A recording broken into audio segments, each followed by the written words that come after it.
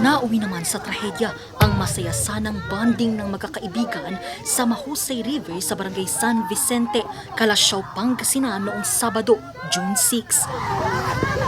Ayon sa Calasiao MDRRMO, nagkayayaan daw ang 5 magkakaibigan na maligo sa ilog matapos maglaro ng basketball pasado 1:00 ng hapon noong Sabado.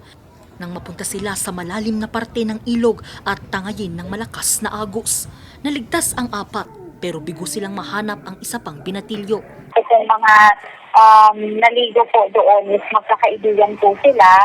Nagkayayaan po na din maligo doon sa ating ilog. And unfortunately nga po, napunta sila doon sa may malalim na part at medyo may kalakasan silang agos.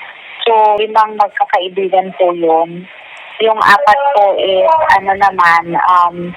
yung 2 kasi nauna silang umahon. And then yung 2 is na save na po ng mga kasamahan din po natin. And then yung isa is yun siya yung naiwan. Nakuha na.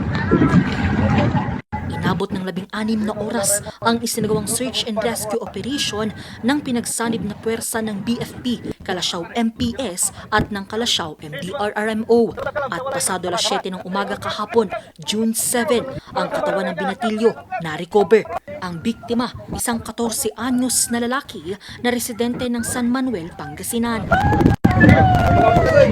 Na-retrieve siya, no signs of life na po. Bagamat patuloy naman yung ating pagbibigay paalala, ito po yung mga instances kasi na yung mga ibang mga residents, especially itong mga kabataan, ay nakakagawa pa rin ng paraan para makaligo sila. Maigting na pinagbabawal ng Calasiao LGU ang paliligo sa Marusay River, lalo pat nasa 100 talampakan ang lalim ng ilog. Samantala, naiuwi na sa San Manuel ang labi ng biktima.